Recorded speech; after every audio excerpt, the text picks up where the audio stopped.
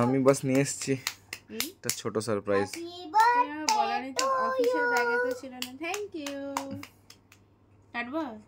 काटो दोनों मिलके। बेटा मम्मा का हाथ पकड़ो। ना मम्मा रो तो बर्थडे है। अच्छा रुको अच्छा बाबू के काटो। बाबू काटो, मम्मा रो हाथ धरो। काटते दाओ ना। Happy birthday. अच्छा वो अकेला। Happy birthday to you.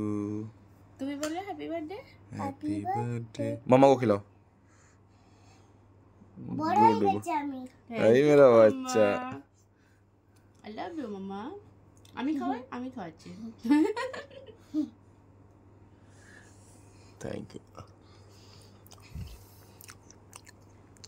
Thank you मेरा बच्चा।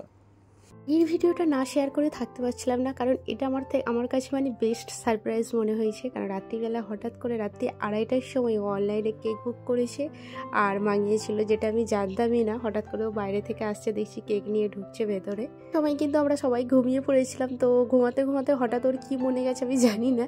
যাই কেকটা কাটতে খুব ভালো লেগেছিলো, তবে ওইটা শুধু প্যাস্ট্রি ছিল এমন। আর নেক্সট দিন সকালবেলা কিন্তু উঠে আমার জন্য এখানে তোমার ব্রেকফাস্ট বানাচ্ছে, যেটা কিন্তু আজকে আমাকে বলেছিল একদম কিচেন থেকে ছুটি মিলবে। তোমাদেরকে তো বলাই হয়নি, তবে হ্যাঁ আগে দেখে তো বুঝতে পেরে গেছো আজকে কিন্তু ছিল আমার বার্থডে। আর আমার বার্থডেটা ছিল কিন্তু 4 জানুয়ারি। তো ভিডিওটা একটু লেট হয়ে গেল মানে এডিট করতে। কদিন ধরে আমার শরীরটা খুব একটা ভালো নয়, কন্টিনিউ আমি ব্লগ দিতেও পারছিলাম না। তো সেই জন্য ভাবলাম চলো আজকে শেয়ার করে নিই ভিডিওটা। তো সকালবেলা আজকে ও ব্রেকফাস্টে এখানে ওই ওটস দিয়ে কিছু একটা বানাচ্ছিলো, যেটা আমরা ফ্রুট ওটস খাই। তো ও যেটা পারে সেটাই করছে। অ্যাকচুয়ালি কিন্তু রান্নাবান্না সবসময়ের জন্যই বলি, ও পারে না। তো আজকে যেহেতু সকাল থেকে উঠে একদম সকালের বেড টিটা নিয়ে আসছিল, তো বেশ ভালো লাগছিলো। যেহেতু বাড়িতে আমরা 3 জনেই থাকি, সেই অনুযায়ী কোনোদিনও হেল্প করার মতো কাউকে তেমন পাই না। তো একটা দিন যদি কেউ এমন একটু প্যাম্পার করে, কেয়ার করে না, বেশ ভালো লাগে। তবে সকাল থেকে উঠে ও আমাকে বলেছিল তোমাকে যতক্ষণ আমি যেটা পারবো সেটা করব, তোমাকে কিছু করতে হবে না। তো মোটামুটি যেটা করছে ও পারছে, কিন্তু আমিও তো আর সেই বসে থেকে পারবো না। তো আমারও যেটা ভালো লাগছে আমি করছি। তো দুপুরবেলা একটু ভাত ছিল, সেটা আমরা খেয়ে নিয়েছিলাম, কারণ রাত্রিতে আমি এক্সট্রা করে কালকে রান্না করেছিলাম, যাতে দুপুরে না রান্না করতে হয়। একেবারে ভেবেছি আজকে রাত্রেই রান্নাটা করব। কিছুটা রান্না কিন্তু আমি আগিয়ে রেখেছি, যেটা আমি দুপুরবেলা অ্যাকচুয়ালি নয়, সন্ধ্যার দিকে। এই যে এই সময়টাতে রাজা কিন্তু ওই ব্যালুন ট্যালুন সব ছিল, এগুলো বাড়িতে কিছুই আর কিনতে হয়নি। আর ও না কেক একটা অর্ডার করেছিল, নিয়ে ঢুকছিল। বাবু আগে আমাকে এসে বলে দিয়েছে মামা কেক এসেছে, অনলাইন থেকে বুক করেছিল। তো আমি যেই ক্যামেরাটা অন করেছি, ও নিতে ঢুকতে গিয়েও আবার রেখে চলে এসেছে। তারপরে সন্ধ্যেবেলাও একটু ডেকোরেশন করছিল, ওকে আমি বারণ করেছিলাম। অ্যাকচুয়ালি আমার না এই সব জিনিসগুলো ভালো লাগে না। তো ওর বার্থডে বলো, অ্যানিভার্সারি বলো, যেগুলো আমরা খুব স্পেশালভাবে বানিয়েছিলাম, সেই কারণে কিন্তু ও আমাকে মানে যখন ওকে আমি বলেছিলাম বার্থডে আমি করবো না, ও বলেছিল বার্থডেটা তোমার, তুমি তো আর সেলিব্রেট করবে না, সেটা আমার দায়িত্ব। তো যাই এইগুলো কিন্তু সবই বাড়িতে রাখা ছিল। আর এই ফটোগুলো তো আমি সেই অ্যানিভার্সারির সময় বার করেছিলাম। তো সেই সবগুলোই দিয়েও একটু ডেকোরেশন করতে চাইছে। ব্যালুন ট্যালুন তো সবই আগে থেকে রাখা ছিল। সন্ধ্যার চাটাও কিন্তু ও করে নিয়ে চলে এসেছে। সত্যি কথা বলতে এই যে ছোট ছোট কেয়ারগুলো না এত ভালো লাগে, আর যেগুলো ও সবসময় তো পারে না, যেইটুকু করে আমার খুব ভালো লাগে, কারণ ও চেষ্টা করে আমার জন্য। মোটামুটি এখানে বাপ্পাইটা মিলে ডেকোরেশন কমপ্লিট করেছে। আর এখন কিন্তু দিদিরাও চলে এসেছে, মাও দিদিদের বাড়িতেই ছিল, জাস্ট আসলো কিছুক্ষণ আগে। আমিও রেডি।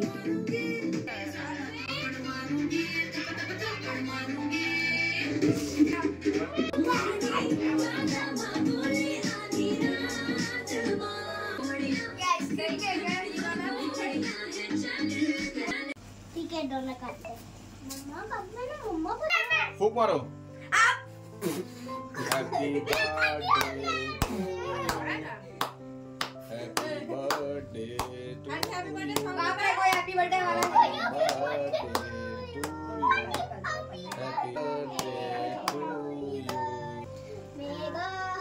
तो गाइस एक आइसक्रीम केक है, तू बर्थडे আমার গো এটা।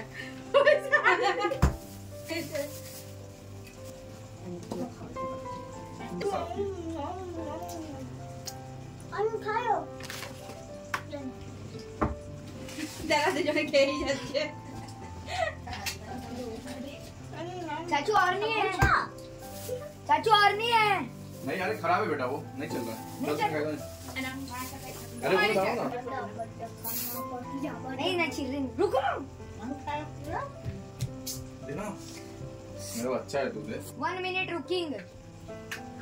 কেকটা খাওয়ানো হয়ে গেছে আর এখানে কিছু ফটোশ্যুট করে নিয়েছিলাম। আর একটা হাসির জিনিস যেটা হয়েছে, যখন দিদিকে কেক খাওয়াতে গিয়েছিলাম আরমান তখন ভিডিও করছিল আর পুরো এই যে সামনে আমার ক্যামেরাটা রাখা আছে ও সেখানটাতে এসে এমন গার্ড করেছে, তো আমি তো আর দেখেছিলাম না। পরে যখন এই যে চেক করে দেখছি যে একটাও মানে কিছু নেই, সব আরমান দাঁড়িয়ে আছে গার্ড করে। তো দেন আবার কিন্তু এখানে দিদিকে ডাকলাম যে আসো তোমাকে আর একবার খাওয়াই। তো এখানে ওটাই করছিলাম। দিদি স্টার্ট করে দিয়েছি।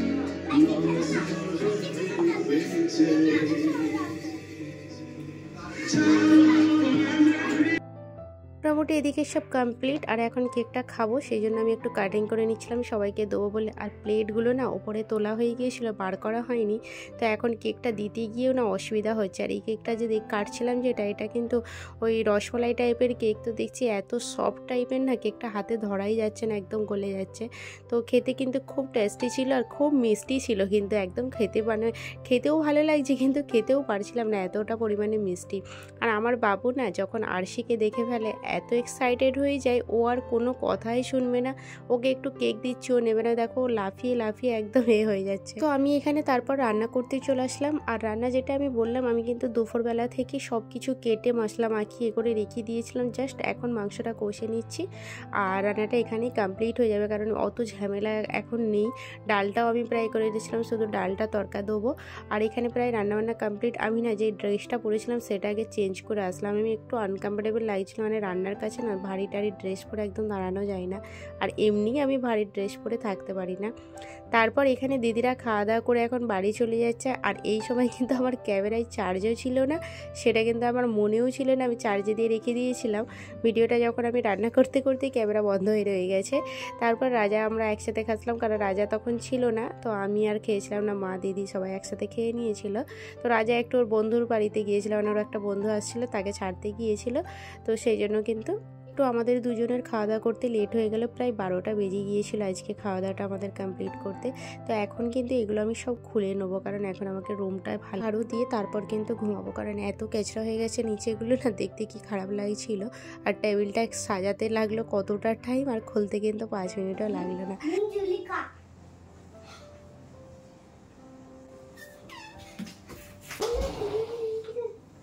এই দেখো আমি মঞ্জুলিকা।